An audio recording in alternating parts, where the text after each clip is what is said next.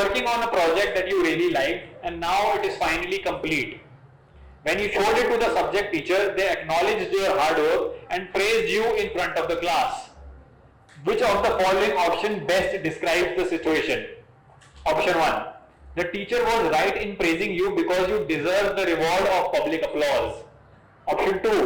Hard work is the key to success and whoever works hard should be rewarded every time. Option 3. Praise is secondary. The real joy was in the project that you worked on. Even if you hadn't been praised, the actual reward was working on the project itself. Who will think option 1 is correct? Obviously. You deserve the reward of public applause. कुछ काम किया है, तालियां तो बननी चाहिए वरना काम ही क्यों करा है? Exactly. Option 2. Hard work is who will think option 2 is correct. Hard work is the key to success and you should be rewarded for your hard work. Okay, मेहनत करिए. Obviously, फल तो मिलना ही चाहिए. Who will think option 3 is correct? Apparently, everybody, there are majority of you know what to say, right? Yeah. Option 3 is the correct answer. Because if we simply are waiting, if our whole work that we are putting in is dependent upon the applause we get, is dependent upon the reward we get, is dependent upon what we receive receive as a result of our work, we are not really concerned with our work. What we are really concerned with is that applause, is that reward, is somebody asking or giving us compliments. हमें इन सारी चीजों से ज्यादा मतलब है, हमने जो काम करा है, जो हार्डवर्क करा है हमने, वो बस एक तरीका था इन सारी चीजों के तक पहुंचने के लिए. तो हमें ज्यादा मतलब एक्चुअली रिवॉर्ड से था, हमारी तारीफों से था और अपलॉड से था या रिजल्ट, अच्छे फेवरेबल रिजल्ट से था. काम तो बस एक टाइम पास था, एक तरीका था वो सब पाने के लिए. तो एक्चुअल इंटरेस्ट हमारा किस में था? इन सारी चीजों में ना, एंड में. काम वो simply a means, and when work simply becomes a means, you become result oriented. आपकी लाइफ रिजल्ट से ही डिराइव होगी. And when you become result oriented, you create problems for yourself, because as we may know, results are not in our hand. What is in our hand is the work that we are putting in and the joy that we can take by doing that work. And if there is no joy in the work that we are doing, and we are simply doing it for the sake of applause, for if somebody would give us something in return, then there is no actual joy that we are receiving from our work, because our joy lies outside of the work that we are doing. जो हमें मजा है हमारा, वो काम से बाहर है. काम से बाहर किसमें है? उन तारीफों में, उस रिवॉर्ड में, या जो हमें कोई पूछे, हमें कॉम्प्लीमेंट दे, उसमें. मजा हमारा काम में नहीं है. तो ऐसे ही काम फिर सजा बनता है. जो सारे लोग जो सो कॉल्ड जॉब में जाते हैं, which they are forced into going, जो सैलरीड लोग होते हैं, क्यों वो मंथ के एंड में उन्हें कहते हैं कि मंथ के एंड में मजा आ रहा है? क्योंकि जो पूरे मंथ वो कर रहे थे उसमें कोई मजा नहीं था, उसमें कोई जॉय नहीं था, वो दिल घोट रहा था उनका, और सही मजा था वो सैलरी के डे में. तो हमारी अगर लाइफ ऐसी है कि हम बस अपने सैलरी डे पे ही फोकस्ड हैं, और जो 30 दिन हम कर रहे हैं हमें उससे कोई मतलब नहीं है, और जो हम कर रहे हैं उसमें हमें बिल्कुल मजा नहीं आ रहा, हम वो घोट रहे हैं उल्टा करने में, तो ये प्रॉब्लम हम क्रिएट कर रहे हैं. क्योंकि हमारा दिन तो एक ही दिन था जॉय का, हमने ये बोल दिया है, और ये सारी जो मेहनत है, ये सारी जो परेशानी हमने झेली, ये सारा जो हमने दिक्कत झेली, वो सारी तो थी ही इसलिए. तो हम एक्चुअल क्या कोई रैशनल कैलकुलेशन है भी, ये कोई समझदार कैलकुलेशन है भी कि इतनी ज्यादा प्रॉब्लम झेलो बस एक दिन के लिए, ताकि एक दिन में मजा है? क्या हर दिन अच्छा नहीं होना चाहिए? क्या हर दिन should not have that Joy? Or should we just waste 29 days of the month and only make joy in 1 month? How intelligent is that? How even rational is that? And this is the irrational behavior that you would find people indulging all around. क्योंकि हमें कोई एक दिन पे, कोई एक point पे, किसी एक मोमेंट में कोई मजा चाहिए होता है, उसके लिए हम ऑलमोस्ट पूरी लाइफ ही अपनी स्ट्रगल बनाते हैं ताकि उस एक दिन में मजा करें. लाइफ क्या एक दिन का काम है? क्या एक दिन की जिंदगी होती है? या हर समय जिंदगी चल रही होती है? जब हर समय प्रॉब्लम है तो उस मोमेंट में जिसको हम मान भी रहे हैं कि हमें हैप्पीनेस मिल रही है, क्या उसमें भी हमें कोई एक्चुअल हैप्पीनेस मिल रही है, या वो एक सपोज्ड हैप्पीनेस है, वो एक अजम्पशन ऑफ हैप्पीनेस है? और क्या ऐसी अजम्पशंस ऑफ हैप्पीनेस नहीं है हमारे पास? इस अजम्पशन को लेके हमने अपनी पूरी लाइफ जैसी बनाई है वैसी बना ली है, जिसमें there is no joy, there is always boredom, there is always general disinterest and indifference in our life. ये बना ही इसलिए है क्योंकि हमने एक सपोज्ड हैप्पीनेस के पीछे चले हैं, और वो सपोज्ड हैप्पीनेस फिर क्या हो गया, illusion, which doesn't exist but we think that it exists. We think that happiness exists at that moment in that day of that salary day or whatever we are, the result that we are getting through our hard work. So if all our attention is on that hard work, all our life efforts are just dedicated to receiving one happiness at a one particular moment and one particular day, what we are really doing is rendering all of our life meaningless. हम कह रहे हैं इसकी कोई value नहीं है, बस value तो उसकी है, और ध्यान से देखेंगे तो पता चलेगा जिसकी हम वैल्यू समझ रहे हैं उसकी भी कोई वैल्यू नहीं है, हमारे हाथ में कुछ भी नहीं आया, हम यहाँ से भी खाली थे, हम यहाँ से भी खाली हैं. Okay, sure.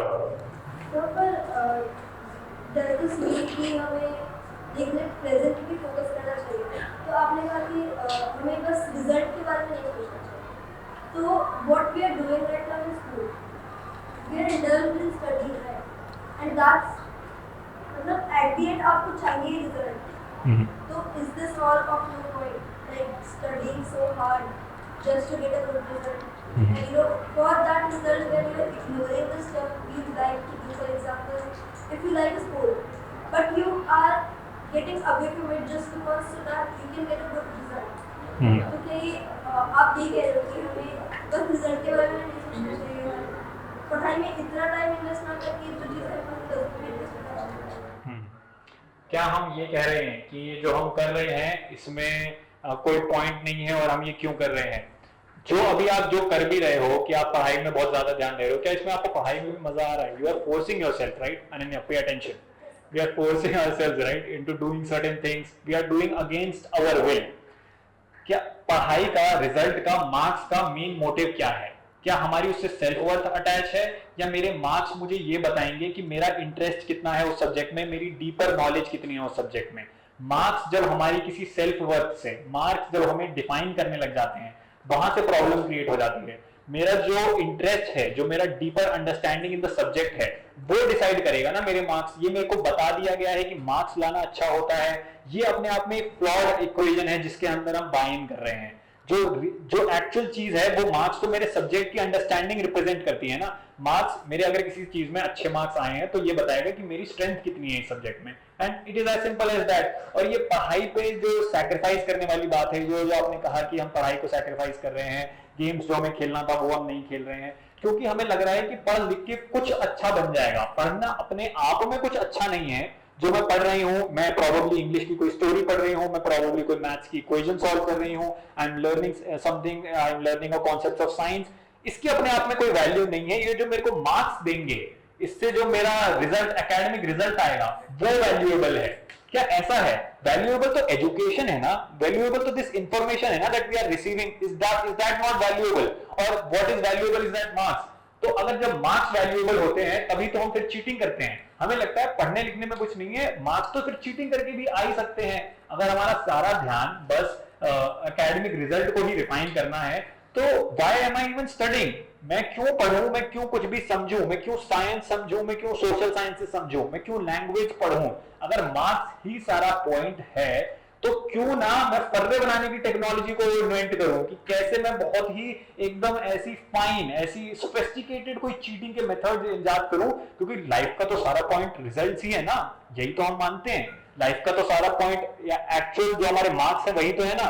तो मार्क्स अगर लाने ही है तो ये रास्ता क्यों लूं? मैं क्यों समझूं, मैं क्यों पढ़ूं? मैं दूसरा रास्ता भी तो अपना सकता हूं ना. तो यही होगा फिर, और लोग फिर दूसरा रास्ता अपनाते हैं क्योंकि हम ये समझने लग गए हैं कि एकेडमिक्स में it is the result that counts, not what you are really studying. Maths in itself has no value, science in itself has no value, language, literature in itself they are actually valueless. What is valuable is the marks that I am getting in that subject. Report card भी जब हम फिर अपनी देखें तो हमें देखना पड़ेगा कि ये जो मेरे नंबर आए हैं क्या ये मेरी इंटेलिजेंस रिफ्लेक्ट कर रहे हैं या कोई एक फोर्सफुल इन्फ्लुएंस के चलते मैंने ये पढ़ा और उसकी वजह से मेरे मार्क्स आए हैं. अगर मेरी किसी चीज में अच्छे नंबर आए भी हैं, क्या मैं रट रट के उसमें मार्क्स लाया हूं या मैंने उस सब्जेक्ट को कभी समझा भी है? जिस कॉन्सेप्ट को मैंने पढ़ा है, हिस्ट्री को मैंने पढ़ा है, अगर क्या हिस्ट्री के इवेंट्स के बारे में मेरे को कोई कोई अप्लाइड अंडरस्टैंडिंग है कि कैसे कोई एक हिस्ट्री का इवेंट हुआ होगा और वो कैसे मेरी लाइफ डिफाइन करता है आज? क्या मैं ये कनेक्शन बिठा पाती हूँ?